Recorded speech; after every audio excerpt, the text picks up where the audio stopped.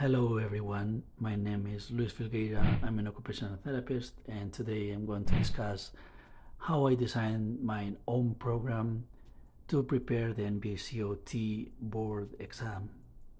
So I was looking for ideas. I was asking my classmates and friends how they would prepare this exam, but I didn't find anything that was good for me or fitting my ideas, my personality, and my time. So I decided to create my own style after searching and looking for ideas about the content, the time I have, my personality, and my point of view about how I should do these things by myself. So I was deciding to create this program like when you do a homework in an intense way, or you do a workout like the HIIT program, is very intense, very fast, and it gets benefits when you stop doing it because it lasts a little longer when you're resting. So I decided to do this daily routine of 6 weeks of study for 7 days a week without a break. It sounds a little like too much, but it is not, because I was thinking like if I have 2 days off, like Saturday and Sunday off, I will be like crazy waiting for Monday to go back to my notes because the exam is coming and I am just chilling, right? So I thought like instead of having 2 days off, what I'm going to do is I'm going to balance the whole week. And if I study in the morning on Monday and I have an appointment, or I have my friends, or I go for lunch or for dinner or to the movies, or even to get a massage, I can do it because tomorrow is another day. So I take long breaks during the day so I don't have to cram like 16 hours in one day or 10 hours, or I'm procrastinating, or I have to catch up. I have 7 days to do it. So it was working for me because I was in balance. I was studying well, exercising, I was eating healthy food for my brain, and also I was doing what I wanted anytime without compromise to stick to the chair like for 10 hours until Friday. And then I made sure that I had 8 hours of sleep, or at least resting in bed, relaxing, watching a movie or reading a book non-OT related, to calm down and to keep doing my life like I did before and like I will do after any commitment like is the NBCOT exam. So I thought like if I prepare myself well organized with a planner, and I stick to the planner and I do it 7 days, I can still have time to live, because my goal was not just passing the exam. I wanted to have a transition from OT student to a professional, to an occupational therapist. So for that, it took me a little time. And doing this every day, like developing the clinical reasoning and clinical scenarios and practicing every single day, made me a more well-rounded person. The study guides I was using, first I was using the Therapia the 9th edition, and it's very dense, but I was doing every chapter and summarizing it into pages, writing it down with key concepts, and then I was using active recall. Then I was using Cooper fundamentals of hand therapy for going deeper in upper extremity, in PAMS, in fractures or tendon injuries, and shoulders. Sitting and wheel mobility for types of wheelchair, the cautions, the positioning, and Pedretti. There is here like a typo because I was using the computer and I have the computer in several languages, and I was making sure it's a D but keeps putting it back, so I just gave up because when it's an author, I don't want to add words to the dictionary. I have many already. So I was using PetReady when I had issues with case studies or complex situations of diseases throughout the OT process, because they have great case studies, like a person has a TBI and they go to acute and then go to acute rehab and then they go to outpatient or home. So they navigate very well with the OT process, the assessments for specific conditions, how they grade up, grade down, and discharge. So I found it great. So OT and acute care also is great, because I did acute care during my field work, but this book is great for brushing up important concepts. Then I used the occupational therapy for physical dysfunction when I was done with PetReady, like it's too much, because it's a fresh perspective to do like another point of view, for example, of dysphagia and these things. The DSM-5 was to have the concepts directly for this is the condition and this is the issue and this is the condition and this is the other issue and the differences, but I was making it always functional, like what an OT can do with that.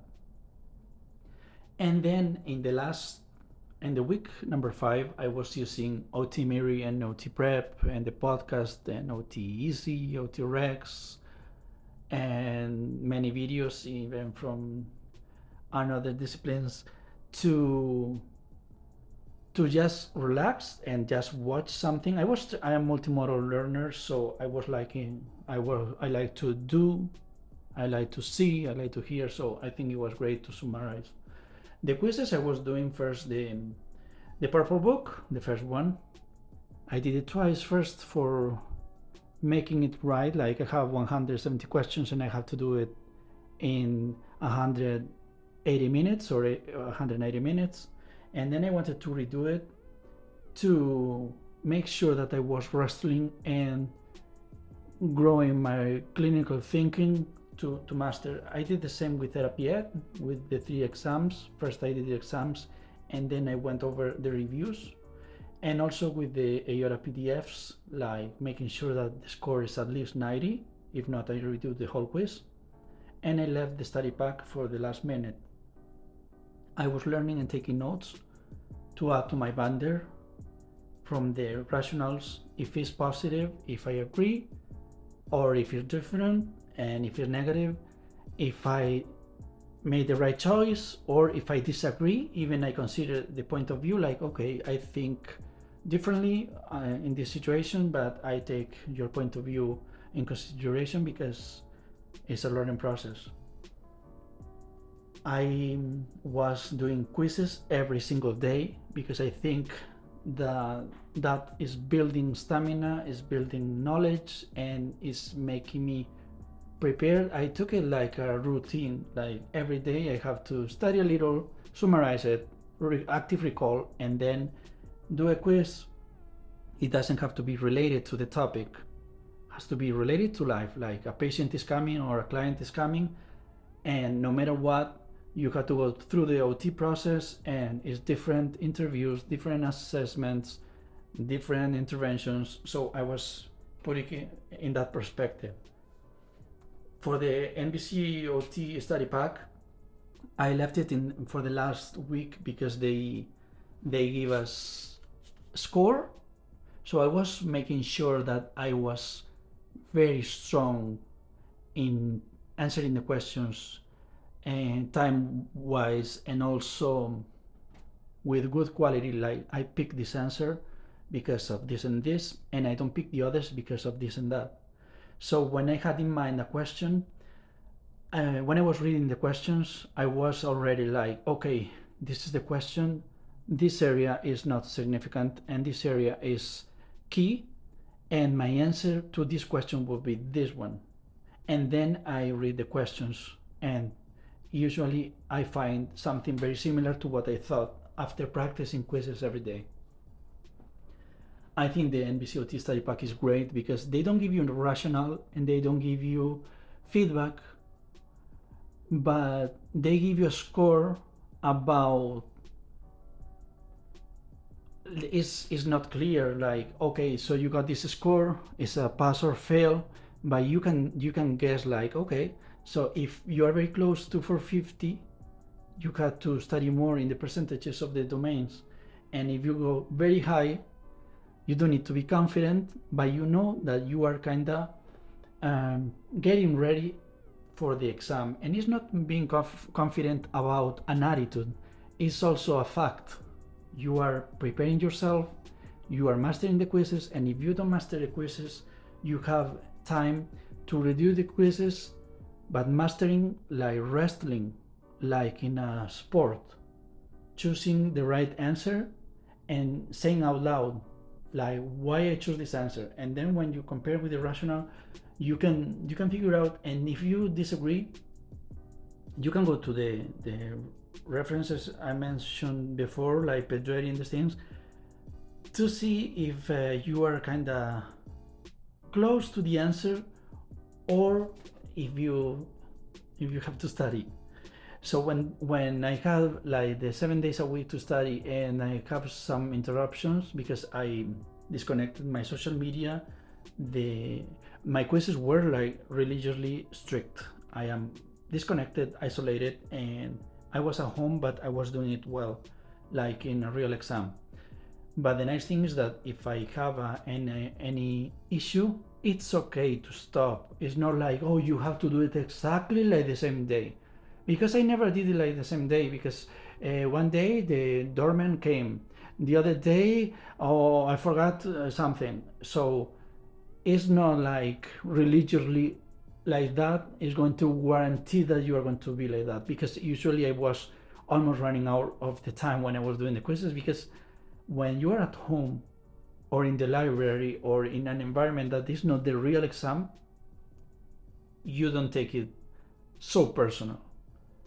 This is the idea of how I study it. I was dividing, like every day I had, the first day I was reading the manual because I wanted to have an overall idea to apply for the exam.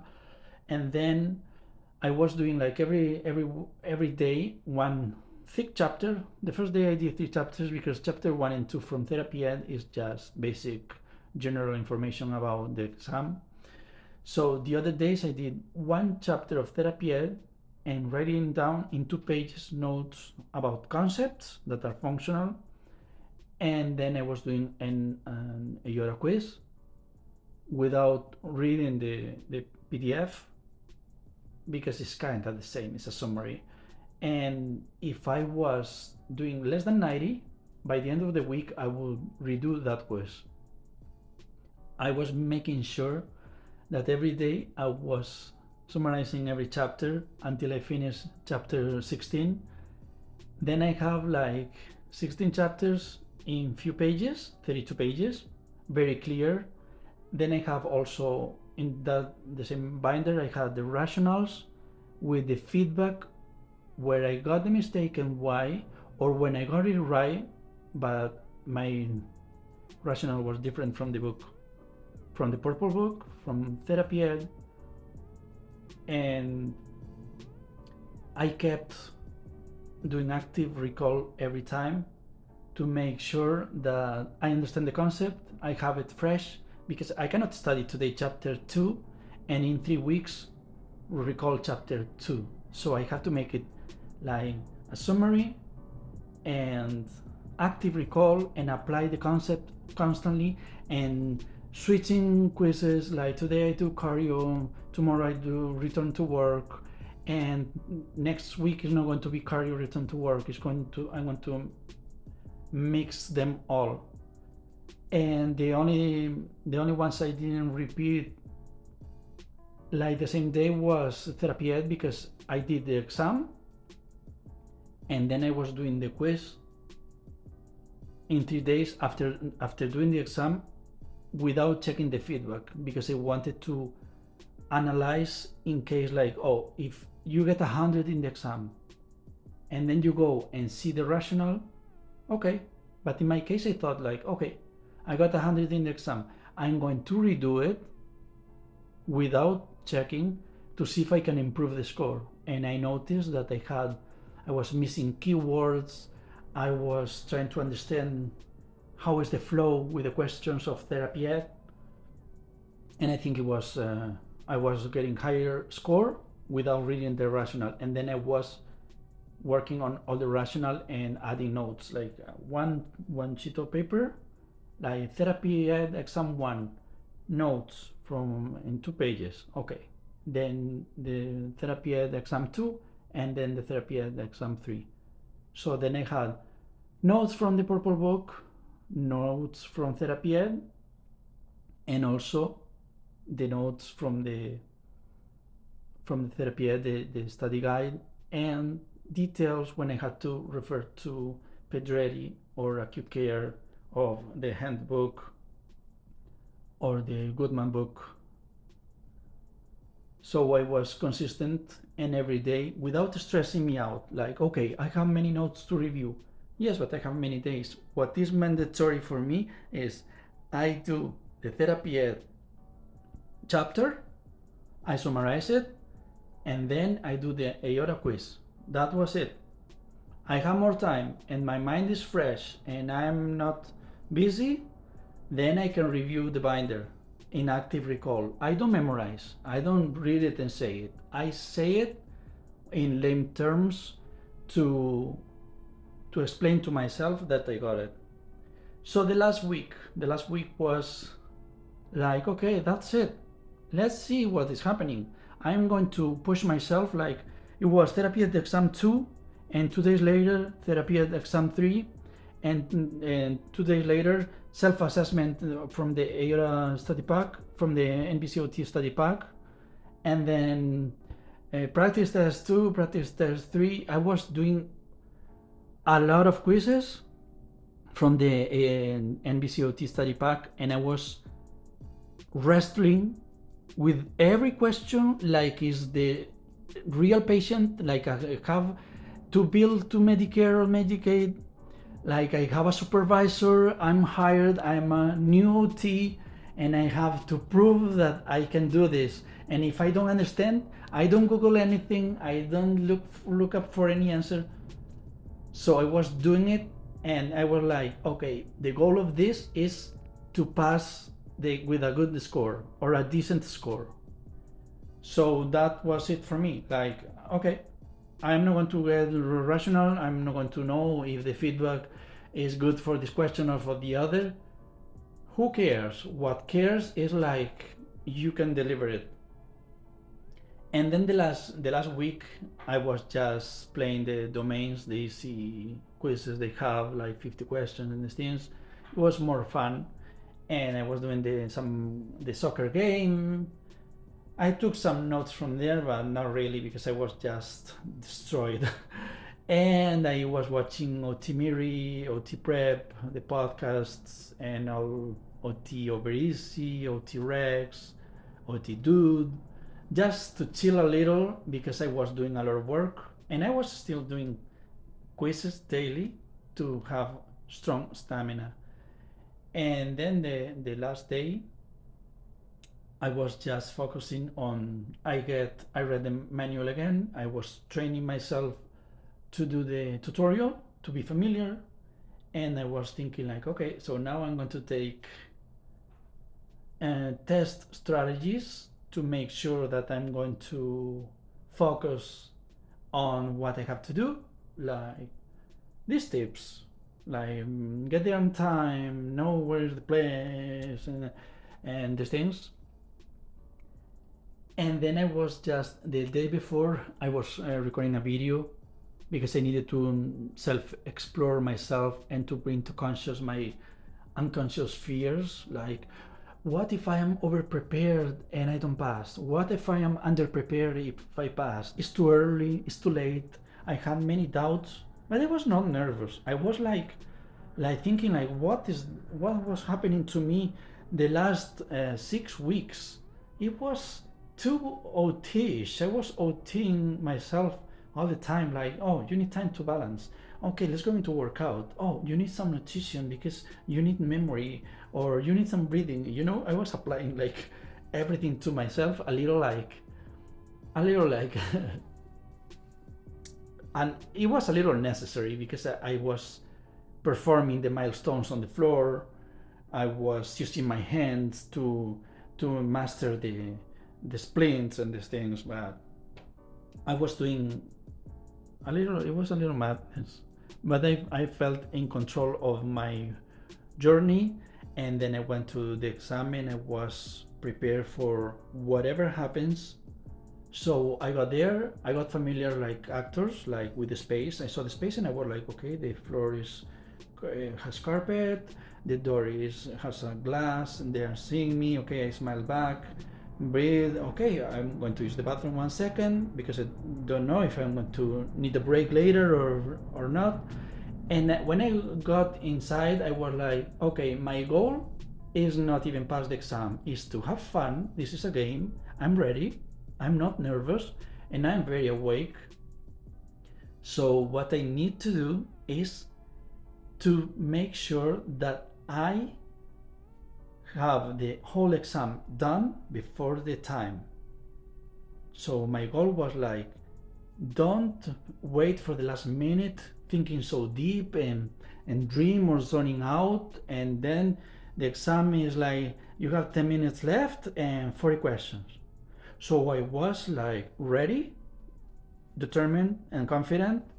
I was waiting for the tutorial. I did the tutorial like, and I felt like I was at home doing a quiz because it was my daily routine. It was part of what I did for 6 weeks. So I was doing the tutorial, and I was like, should I finish it? And I was like, I don't have to run. This is not a race. I can take my time. So I was practicing it, and I didn't take any note down. They didn't allow me to take notes, but then I was like, should I take the rancho down or the ACLs? And I was like, I am very confident. I think I don't need it at this time because I was working this intensive way constantly. And so what I did was doing the case studies, then I was doing the multiple choice questions, and after that I had 50 minutes left. So I went back and I was reviewing, and I was changing some answers. Like I heard the voice like, don't change the answer, and I was like, okay, I'm going to change this answer because I think I was too fast and I didn't have an idea about this, because there are some parts that you have to guess. So you have to guess with an educated guess, and if you don't have an educated guess, you have to make sense and following your gut. So I made some changes, and I had enough time, and then I was submitting the exam, and it was not that bad. Then I left, and I was walking back home, and I didn't need to take a nap. I didn't need to celebrate like, wow. It was just a regular day because I think I was studying so much harder, like 3 times deeper, that in there I just had to click and click next. That's it. I didn't have to elaborate, to go back and get feedback. It was just like, this is it. What is important now is, if you pass, you have to keep being like that to be a very solid new OT practitioner. And then if you don't pass, what you have to do is the same, because I had a good experience. So this is the program, and this is my experience, and my advice to you is none. Everybody is different. Some people think this is very difficult, some people think it's too much. I think it was great for me. I think studying without groups is also working for me, because discussing with other person is the last thing you should do. If you want to survive during the exam, you're not going to have a friend next to you, you're not going to have Google, you're not going to have your books. So if you struggle with these things by yourself, you get deeper insight And then when you have a patient and they have a problem, you don't need to have and run immediately to your mentor every second. It's better to grow independently with confidence after wrestling with every single question, to know what is the OT process and what part of the OT process, what frame of reference would you use. So this time to study is fun if it's everything about concepts and everything more functional.